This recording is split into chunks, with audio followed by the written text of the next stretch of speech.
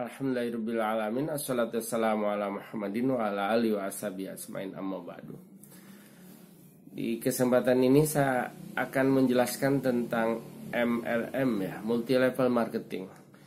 Itu sudah menjamur, apalagi di era seperti sekarang ini semua serba susah, serba sulit, sehingga penjualan model MLM itu menjadi opsi, menjadi pilihan, karena untuk bisa mendapatkan keuntungan yang lebih cepat, lebih mudah, lebih dekat. Biasanya bermodal sedikit tapi dijanjikan dengan keuntungan yang banyak. Bagaimana tentang LMM? Maka akan ada cuplikan videonya menjelaskan tentang terang gelapnya MLM.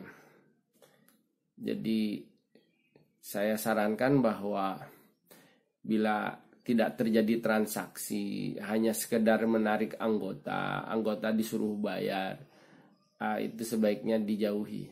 Karena itu mengambil hak orang. Misalnya Upland ngajak dua orang suruh setor 250.000, Upland dapat bagiannya 500.000. Nah, yang dua orang ini nyari downline juga agar dia tidak rugi, lalu dapat keuntungan, tapi hanya sekedar mengumpulkan, menjaring anggota dengan tidak menjual produk. Keuntungannya adalah dari iuran keanggotaannya itu. Nah, yang begitu itu ya jual beli transaksi fiktif, karena tidak terjadi jual beli, hanya menarik sebanyak mungkin keanggotaan.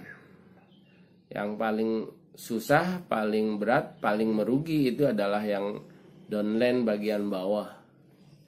Jadi MLM itu selama tidak terjadi transaksi real, lalu ketika pembeliannya itu tidak ada syarat ketentuan, sekalipun mahal misalnya, tapi kalau yang mau beli itu suka dan cocok, terjadi akad, itu gak apa-apa. Cuma kalau untuk ketika beli harus ada syarat ketentuan, harus jadi anggota, harus jadi member, harus beli sekian, nah itu jadi masalah.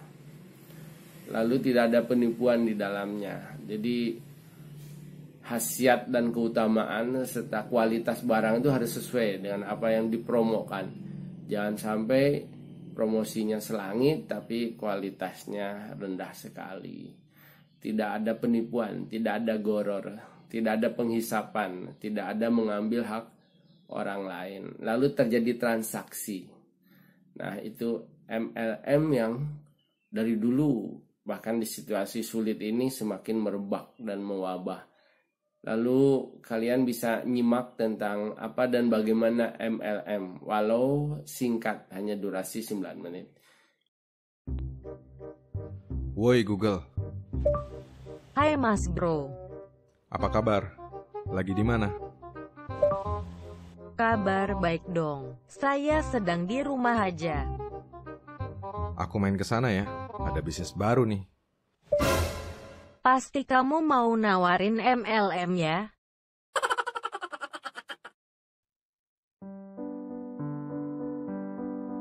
Hai, di video ini saya akan membahas semua hal yang perlu kamu ketahui tentang MLM, Multi Level Marketing. Saya akan mengulas sisi gelap dan terangnya, menunjukkan mengapa ia dicintai sekaligus dibenci. Saya juga akan coba untuk memberikan penjelasan dan informasi yang berimbang, supaya dapat jadi rujukan sebelum kamu mengambil keputusan. Mari kita mulai.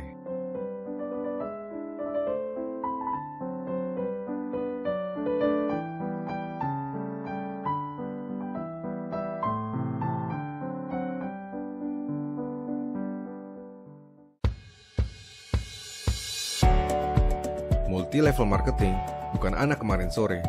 Diperkenalkan pertama kali pada tahun 1920-an, multi-level marketing sesungguhnya merupakan teknik pemasaran yang jadul banget. Kita belum merdeka, dia sudah ada. Kamu belum brojol, dia sudah nongol. Idenya mungkin brilian, konsepnya barangkali mulia. Alih-alih menggunakan model penjualan konvensional, agen, distributor, store, sebelum dapat dibeli oleh konsumen, multi-level marketing akan memanfaatkan konsumen sebagai tenaga penyalur secara langsung.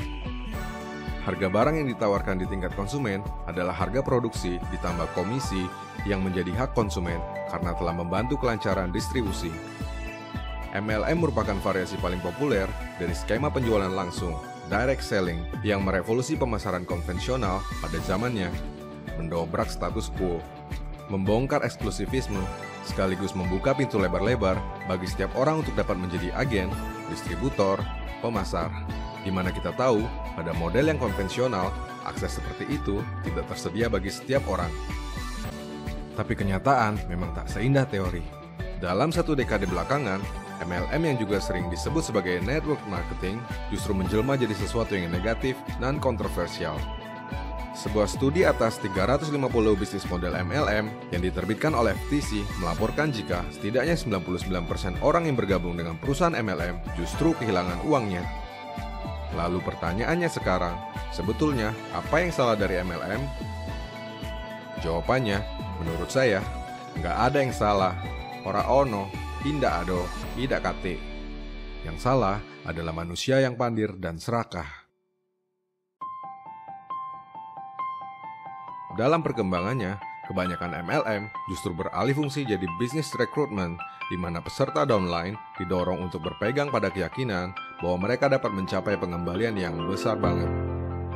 Tak sedikit yang memberikan iming-iming wah, jualan mimpi, dengan jargon-jargon yang meski kelewat sering kita dengar, tapi selalu sukses menipu banyak orang. Kaya instan, passive income, kerja santai, dan lain sebagainya. Dan produk tak lagi jadi yang utama. 2 jam presentasi, biasanya 115 menit ngomongin tentang bisnisnya, dan hanya 5 menit saja membicarakan produknya. Padahal produk sangat penting, sebab MLM tanpa produk hanyalah sebuah money game.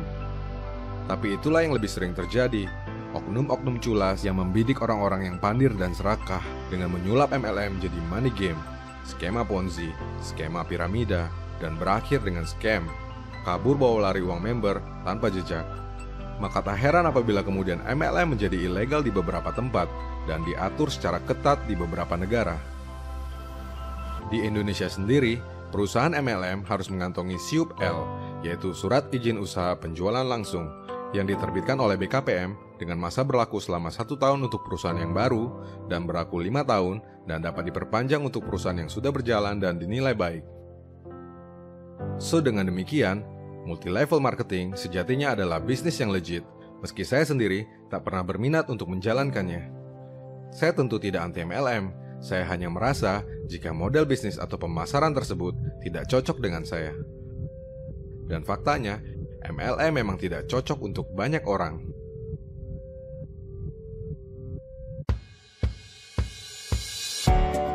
Alasannya simpel.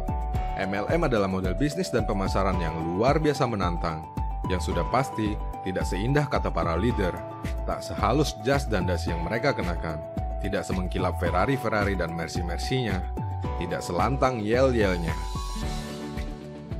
Multi-level marketing adalah semua tentang menjual, merekrut, melatih, dan mengganti. Pintu masuk pada bisnis ini yang terbuka begitu lebar memberikan konsekuensi yang melelahkan. Semua orang bisa masuk, juga bagi mereka yang sama sekali tak kompeten. Akibatnya, orang masuk dan keluar, orang datang dan pergi. Ini adalah model bisnis yang memiliki fallout dan turnover yang begitu tinggi.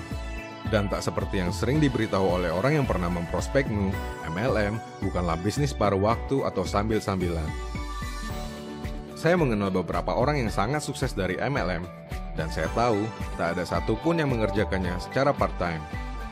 Sementara kenalan lain dalam jumlah yang lebih banyak yang mengerjakan MLM secara setengah-setengah, mereka sih cuma antusias di awal, tapi hanya bertahan beberapa bulan dan berhenti nyaris tanpa menghasilkan apa-apa.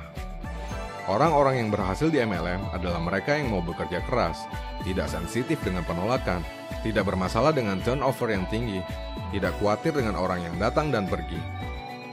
Orang-orang yang sukses di MLM adalah mereka yang terjun menjadi super salesman, recruiters, dan trainers profesional. Well, jika itu yang ingin kamu lakukan 10-20 tahun ke depan, maka MLM akan cocok untukmu, dan kamu bisa sukses besar dengannya.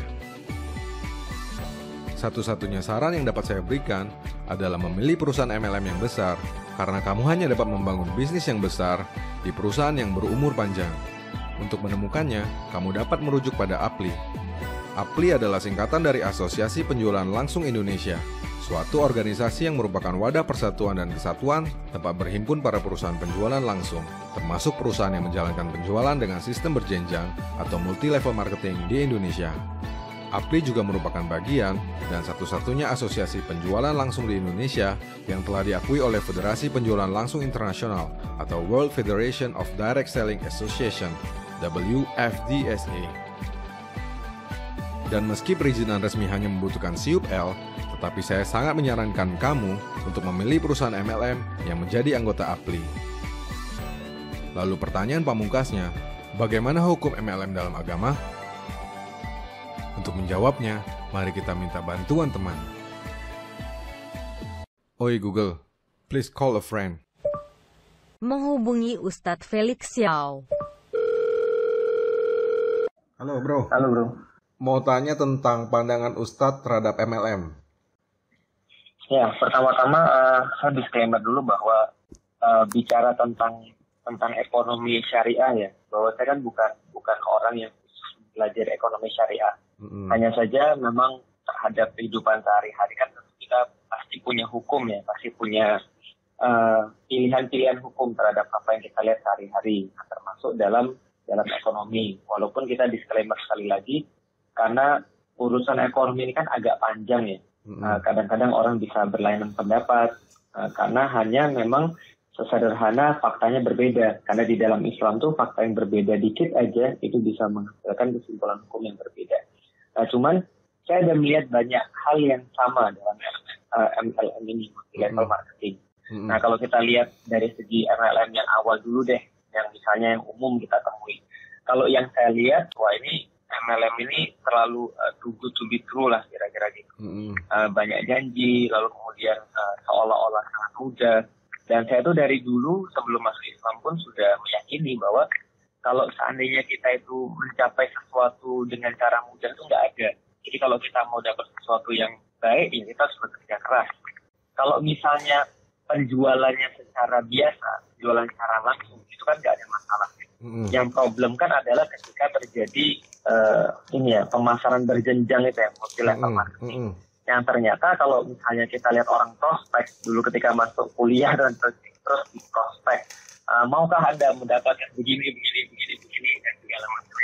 Nah, ini yang kita lihat pertama, yang dijual kan bukan barang ya.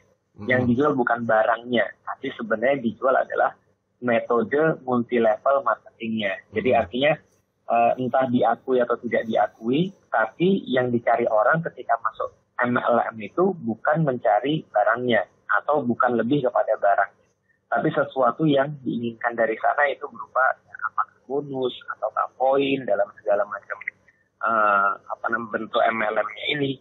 Lalu kemudian mereka berharap dari pemasaran berjenjang itu akhirnya mereka mendapatkan hasil yang lebih besar daripada jumlah yang dibayarkan di depan. Nah ini adalah satu hal. Hal yang lain misalnya kalau kita lihat penjualan barang itu karena memang pengen untuk masuk pada satu sistem multi level marketing, akhirnya mengharuskan barang itu dijual dengan harga yang lebih mahal daripada biasanya, atau bahkan jauh lebih mahal daripada kenormalan. Di dalam Islam tuh nggak ada masalah kalau misalnya kita jual barang, kalau misalnya kita beli 1.000 kita jual 5.000, itu mungkin masih masuk akal. Tapi kalau misalnya kita jual sampai kita beli 1.000 terus kita jual misalnya 100.000, ini kan ada pelipat gandaan yang sangat tidak wajar. Nah ini makanya ini menjadi problem yang lain lagi. Nah belum lagi perkara-perkara seperti riba dan segala macam yang ada pada MLM. Jadi kita ini akad ketika mendaftar itu kita akadnya sebagai apa? Kita akadnya sebagai penjualkah? Atau kita akadnya sebagai pembelikah? Atau kita akadnya sebagai makelarkah? Sedangkan di dalam Islam ya tidak boleh menggabungkan dua atau lebih akad dalam satu waktu yang akad itu saling bersyarat satu sama lain. Kayak saya bilang misalnya, saya membeli mobilnya Mas Tianto dengan syarat Mas Tianto mau membeli barang dari saya. Itu adalah dua akad yang digabungkan dalam satu akad. Ini itu nggak boleh. Yang kedua, nggak boleh dua akad dalam satu akad. Okay. Nah, kecuali kalau dia tidak bersyarat. Nah, kalau tidak bersyarat, nggak ada masalah. Kalau misalnya, Mas, ini saya beli mobilnya Mas ya. Oke, sudah terjadi penjualan itu jual beli itu sudah terjadi, lantas kemudian saya bilang, Mas mau nggak beli barang saya juga? Nggak ada masalah. Tapi kalau disyaratkan, nah ini menjadi problem karena banyak masalah yang bisa timbul ke depan daripada akad-akad yang berkelindan itu atau akad-akad yang saling bersyarat. Okay. Nah, lalu kemudian yang berikutnya adalah soalan siapa yang bekerja dan siapa yang menikmati. Nah, di dalam Islam juga kita sangat melihat pada definisi bahwa orang yang mengeluarkan jerih itu yang mendapatkan bagian daripada kompensasi. Nah, kalau misalnya dia tidak ada judi, tidak ada unsur judinya, tidak ada unsur goror atau unsur ketidakpastiannya, atau dia tidak ada unsur ribanya misalnya, maka kita bisa katakan bahwa ini tersebar daripada 3 hal yang menjadi hal-hal yang harus diperhatikan dalam muamalah. Nah, selain daripada 3 hal itu, ada juga beberapa yang digarisbawahi, seperti multi akad atau beberapa akad yang digabungkan menjadi satu yang itu bersifat persyaratan. Okay. Yang kedua, iming-iming bonus tahunan yang memang dia terikat juga pada sesuatu yang akhirnya menjadikan akadnya bertambah lagi. Nah, yang ketiga selain itu adalah tadi yang kita sampaikan tentang masalah transaksional, siapa yang bekerja dan siapa yang mendapatkan kompensasi, atau siapa yang mengeluarkan jerih payah dan siapa yang mendapatkan kompensasi.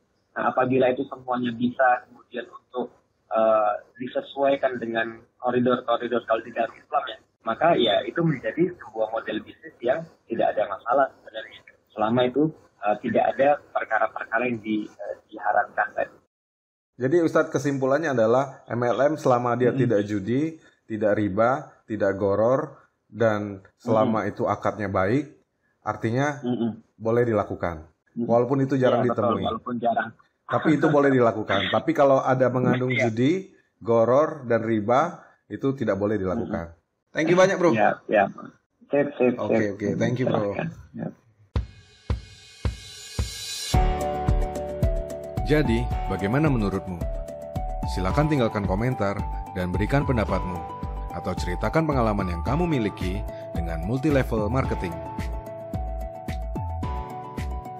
Saya Rianto Astono.